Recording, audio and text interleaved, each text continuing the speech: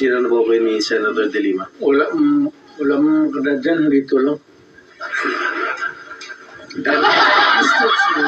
Be serious. Yes, Mr. Chair. I beg SP Pro Tempore to lead us in Isang magandang at mapagpalang umaga na naman sa ating lahat, mga kababayan. Siyempre, muli, no? Nagbabalik muli sa inyong harapan. At naghahatid ng itong mainit na issue na naman dito sa Pilipinas. Siyempre, ito pong at kung di ka pa nakasubscribe sa aking YouTube channel, pakisubscribe na po ako at pakilike at pakishare ng ating mga bagong videos dyan. Alright!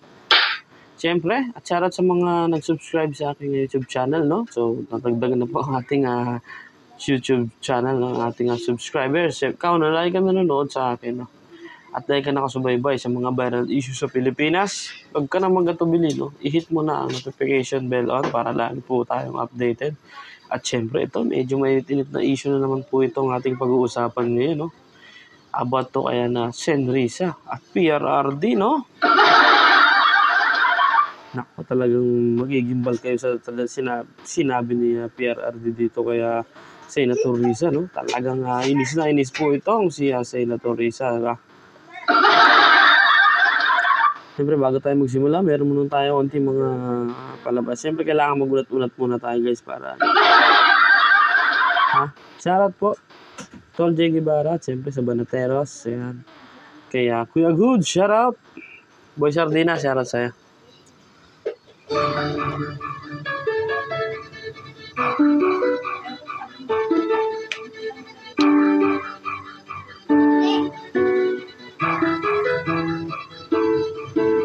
DJ Karen.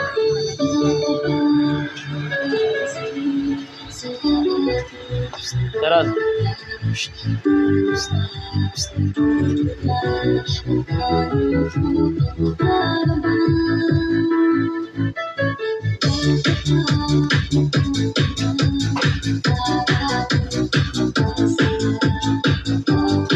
Siyempre, bago natin ipasok yung ating pag-uusapan, like and share naman itong ating video, no? Para naman kahit pa paano, meron tayong pag-aksaya ng panahon. Pag nakikita ko kasi may mga like at mag-share ng ating video, naku, dyan tayo. Talagang lalong ginaganahan maglabas lalo ng mga issue sa Pilipinas na talagang yung gigigilan nyo, no?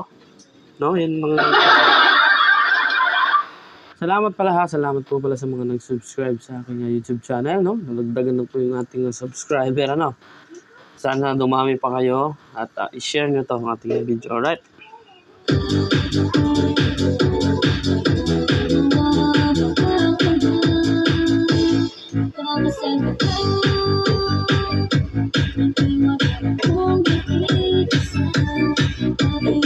At maya-maya lang konti, syempre,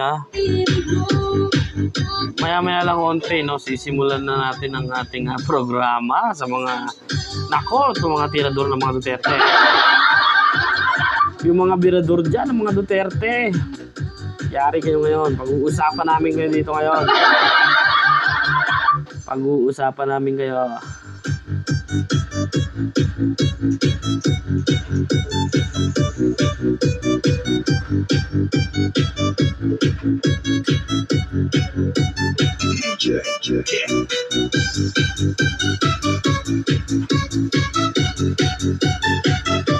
Ayan siya, sige. Siguro hindi na kayo makapaghintay mga kaibigan, no? Ito. Diyos ko, mainit-init pa to, mainit-init pa, mga kababayan, no? Ito ay talaga namang marami talagang nasupalpal, no? Oh. Contiveros na high blood sa sinabi ni PRRD. Nako, ito. Talagang kagimbal-gimbal na pag-uusapan na naman natin to dito sa ating YouTube channel. Nako, mukhang talagang may nag-iyakan na naman dito sa sa Senado, may nag-iyakan na naman dito. May nag-iyakan na naman dito, mga idol. Dahil dyan, sa drug on wars na yan, mainit-init pa to, mga kababayan. Mainit-init pa po. Kakasalang lang. At ito, atin na pong pag-uusapan itong ating bagong yugto. Isa natin itong ating yan. Wait lang guys, wait lang ha. Ay shit. Huwag kayong ma-excite, lahat kayo ay mabibiyayaan. At ito, play na natin. Senator Rizzo. Ito ang eksena na kung saan iritang-irita itong Senator Rizzo Ontiveros nang tawagin silang pangit ni dating Pangulong Duterte. Ang sabi kasi ni Senator Jinggoy, napapansin ko lang Mr. President na sa kanan ka lang tumitingin. Hindi ka tumitingin sa kaliwa. Dahil ba andon Senator De Lima at si PRD ang sabi niya, wala naman kasing maganda dyan sa kaliwa. At nagtawa na ng lahat at tila nga na-offend si Rizzo Ontiveros sa tawa ng mga audience. At ang sabi niya, this is not a laughing matter. At ang sabi pa ni dating Pangulong Duterte, I am not joking. At sa inis ni Rizzo Ontiveros ay meron siyang banat. Sa lahat na nagsasabi na ang war on ay parusa daw para sa mga naliligaw ang landas, my message to you is this. There is no honor in punishment like to come. It should not be an honor to be called the Punisher when thousands of innocent people, including babies, have died in your name. Hindi kailanman ipinagmamalaki ng mga Pilipino ang... Gigil na gigil si Senator Rizzo. Gigil na gigil ka ba kay PRRD? Nakakagigil nga naman yun. No? Ikaw kaya sabihan ng pakit mo sa loob ng Senado tapos pinagtatawanan ka ng mga audience. Pag-inggit kasi pikit.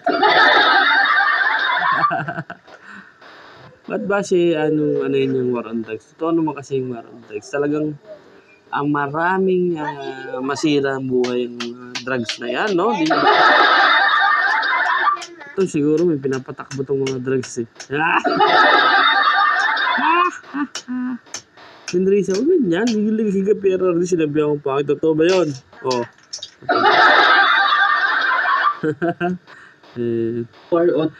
Sobrang ano nito eh. Wala kang laban dyan PRRD. Alam mo naman si PRRD talaga napaka-lupit niyan. Kala mo ba? Ayan.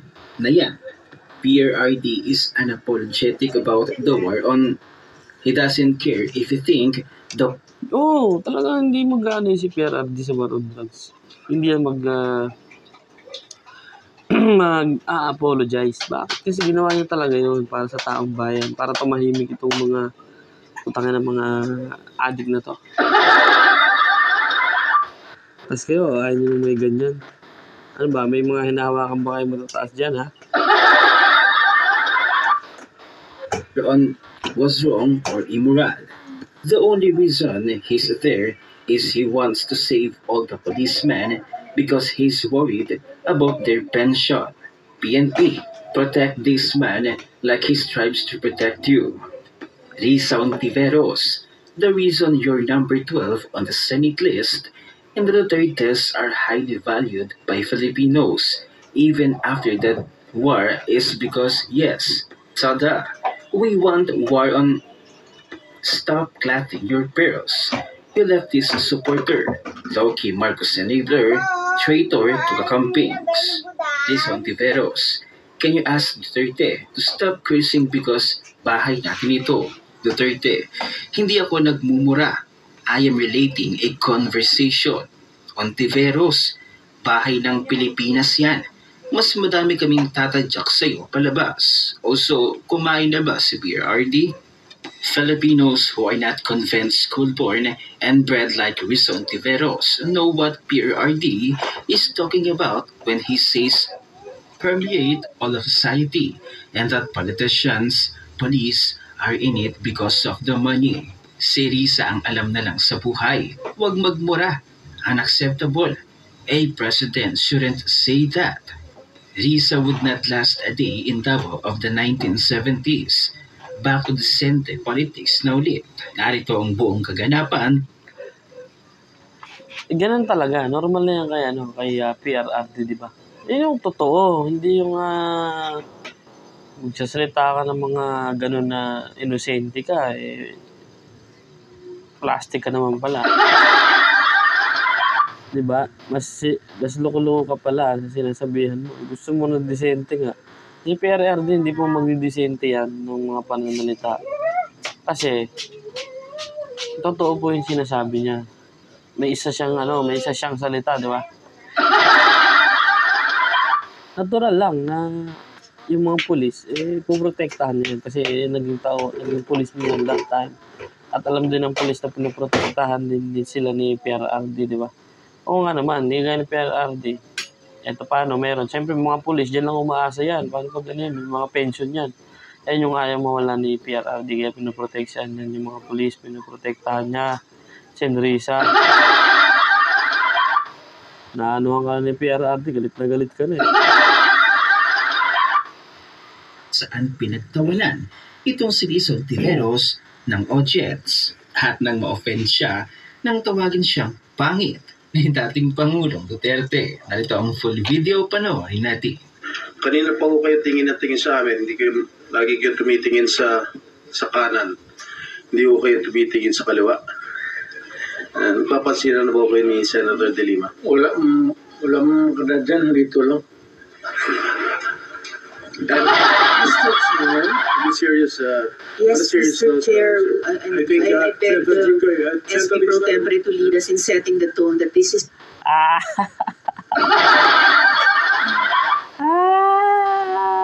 Wala pa maganda ron. Siyempre doon si Luisa, si Delio. Ano ha? Barado? Ba't kasi mo matawag na pangit ha? O yan, nagsasalita si Luisa. Pakinggan natin. the laughing matter. Yes, Salamat. The laughing matter. Nakakaasar talaga, no? Yung kaharap mo na si PRRD Senrisa. Iba yan sa'yo. Totoo lang. Talagang matalino yan din si ex-PRRD pagdating sa mga batas at alam niya po yung ginagawa niya, no? Sipin mo, wala na sa tungkulin yan. Pero dahil siyempre, marami kayong tanongan dyan, di ba? Handa yan di ba? Handa siya magsalita dyan para lang sa mga katanungan mong wala namang kasaysay-saysay. Ba't kaya si BBM, hindi niya tanongin, no? Ba't niya papuntahin dyan sa Senado para pagtatanong-tanongin niya rin kung ano nangyari sa pagiging walang alam niya. I was not joking. I was just, para ma-lighten lang yung mood, Mr. Chair. Talaga namang hindi magpapahuli itong si Risa. Lahat ng hearing, andyan siya. Basta hearing na patungkol sa mga Duterte ay present. Siyempre! Nagpapabango sa taong bayan. Alam mo naman, malapit na naman. Diba? Kaya, baka malaglag siya pag nagkataon, hindi siya magpalakas-lakas na, magpamanira-nira para iboto siya ng taong bayan. Para kunyari, tumitira-tira din siya at magmamagaling-magalingan din siya. Siyempre, alam mo na. Diba? Even budget hearing, andyan siya. Epal talaga. Basahin natin sinabi niya. Ano naman itong sinabi mo, Risa? Sabi niya, sa lahat ng nagsasabi na ang war parusa daw para sa mga naliligawan lang. Totoo naman yun, parusa. Hindi parusa sa mga may ginagawang kamalian yon. Yung war on drugs. Yung may mga ginagawang mali sa buhay nila, parusa yon. Pero sa mga walang ginagawa, hindi parusa yon. Diba? Pati yung hindi naman nagaganon, okay naman eh. Diba? Mas tuwa pa yung mga hindi nagaganon. Kasi, tahimik ang lugar. Wala ka makikita sa daan ng mga kung saan nag-aabutan ng ganito, may nagtitip ng ganito. Wala eh. Kasi high na high, di ba? High na high kasi. Yan yung kinagandahan dun, Gar. Yan yung kinagandahan dun, mga netizen. Kasi, di ba, alam mo yan. Alam niyo yan. Si PRRD, mas okay pang pinatupad niya yung ganung bagay dito sa Pilipinas. Kasi maraming natakot sa kanya, maraming na takot sa administrasyon ni PRRD noon that time. Kung walang PRRD, no? Pero ngayon, di ba, bumabalik-balik na siya, no? Kasi maraming nakaupo na walang alam kasi. Wala silang alam sa nangyayari. Wala daw silang alam. Kaya ayan, bumabalik na naman yung mga loko-loko sa Pilipinas. At ito naman si Senator Risa, siyempre lagi siyang updated. Pag mga ganyang mga usapin about mga Dutertes na yan, laging updated yan, laging access siya, no?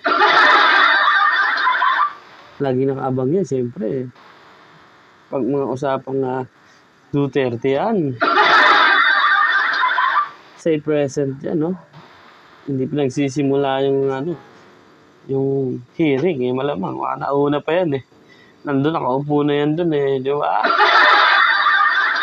Yung nag-iisip na siya kung anong babatikos niya o anong mga isasabihin niya dun sa mga Duterte. My message to you is, there is no honor in punishment like tokhang. Bubu. Ha? Yung tokhang hindi mo alam.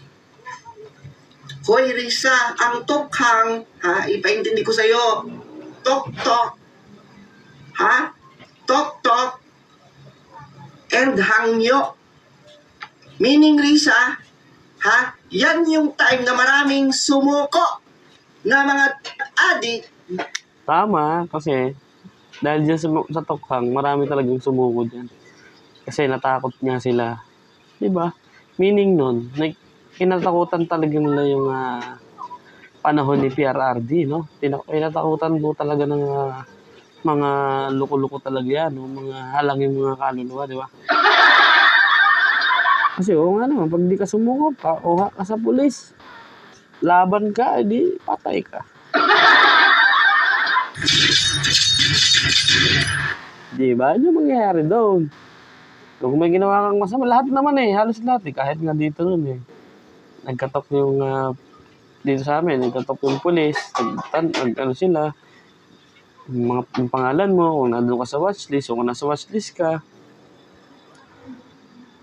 ka, hindi naman, kasi yung mga sumuko, hindi naman sila pinapapatay na sinasabi mo. Ang utos lang noon dinadot ni PRRD, yung pasukuin, lumaban ka, patayin ka. Kasi ang utos naman ni PRRD yun, pag lumaban, patayin mo, kaysa ikaw ang maalangan o ang buhay mo ang maalangan. Diba? Kasi uso talaga, kahit saan lahat ng sumuko, yung ginawa naman sa kanila, pinagano lang sila. Sumba, alam mo yung sumba? Usually yung pinaka-rehab nila parang may sila dyan, may araw sila na dapat pupunta sila sa ganitong oras, sa ganitong lugar, para matingnan sila, ma-check sila, tapos magsumba-sumba lang sila doon. Siguro yung mga napatay, talagang matigas yung bungo, no? Matigas yung bungo, alam na nga pulis yung kaharap, nanlaban pa, utos na yung PRRD yan, di ba? Pero yung sinasabi mo na, yung ginagawa ni PRRD para lang sa kanyang kapakanan, para pumatay lang siya sa kagustuhan niya, hindi yun ganoon. Risa! Kaya siya nag-utos noon, para sumuko yung mga nalululong na. Kasi baka mamaya, imbis ipapambili nila ng pagkain sa pamilya, binibili pa ng masamang bisyo. Di ba? Gaano ba kalaki yung issue na yan sa na yan, drug on war? But maganda naman yung patunguhan ng drug on war. Magandang maraming Yung dating kilala ko nga doon, addict yun siya. Ngayon, ganda na ng pinagbago niyan. Simula nung Duterte, nagbago siya, nag-attend siya ng sumba-sumba siya. Hanggang sa, siyempre, monitoring yan. May monitoring ang pulis. Kasi may pangalan kayo doon. So, pag nawala ka, kasi Hindi ko alam kung ilang araw bago kailangan kasi active ka doon para may kita nila. Tapos may mga ano silang ginagawa sa inyo. Di ba? Ang ganda nga nun eh. Kasi yung mga nalululong talagang magbabago. Hindi lang dahil sa natatakot sila. Siyempre, para magbago rin naman yung buhay nila. Di ba? Eh, ano bang masama doon si Risa? Di ba? Ayaw mo yun. Maglakad ka sa labas, wala mga walang delikado, di ba? Hindi ka nakakatakot kahit maglakad ka sa gabi, walang snatcher, walang hold-upper. Pero ngayon, feeling ko sa nangyayari, yung nasa administrasyong walang alam, yun ang nangyayari ngayon. Di ba? Gaya ngayon, dati ang C5. Yung mga truck dyan, siyempre, traffic. Tukod sa traffic. Ngayon, putya. Harap-harapan, kinukuha yung mga sa gilid-gilid ng truck, yung toolbox, yung mga nakalagay na jack, talagang kinukuha. Isipin mo yun, si jeep ka, kaganon ka ng cellphone, putya. Yun biglang hablutin ng snatcher yung mo, yung cellphone mo, di ba? Ayun ba yung sinasabi na bagong Pilipinas? Hindi bagong Pilipinas tawag dyan, Walang alam na Pilipinas ngayon. Diyos ko. Related personnels, kasi dahil sa tukhang, effective ang tukhang Risa. Baka hindi mo na-gets, Bisaya kasi. Tok-tok, hangyo. Meaning Risa, wag.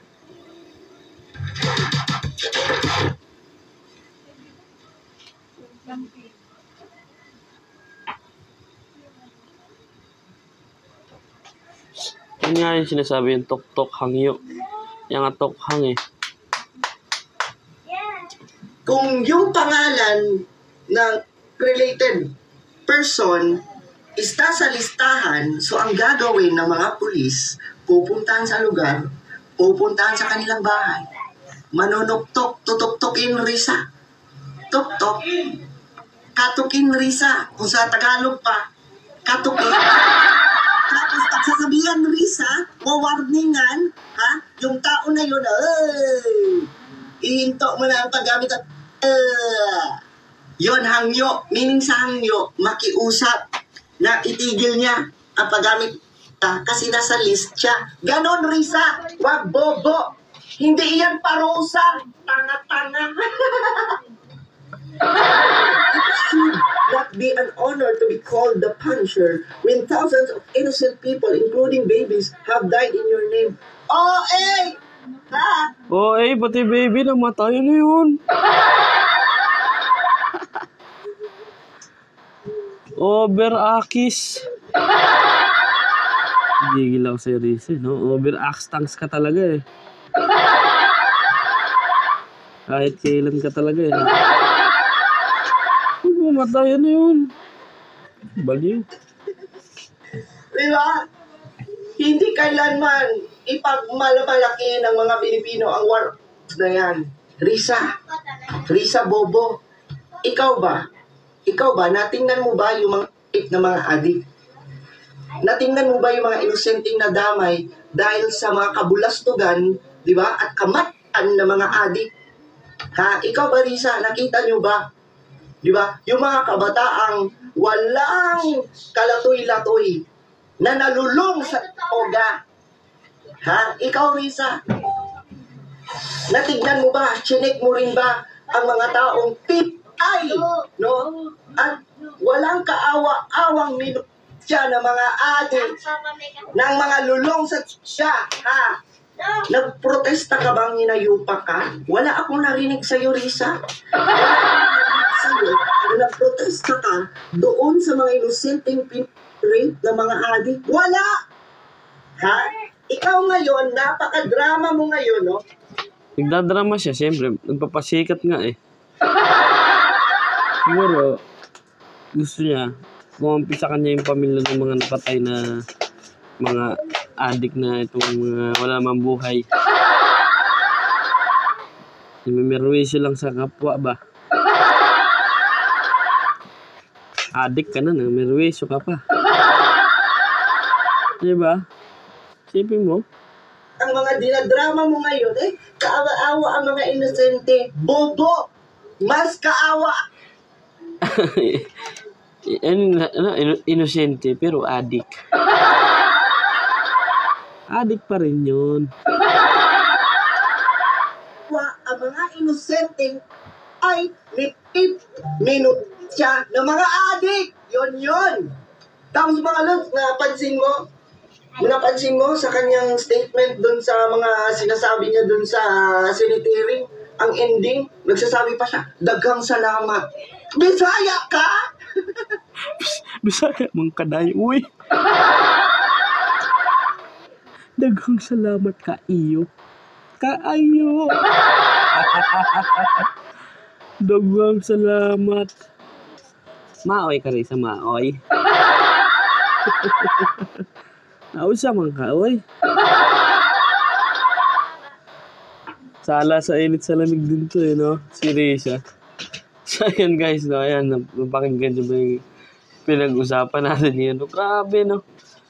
Totoo naman, lagi siyang active.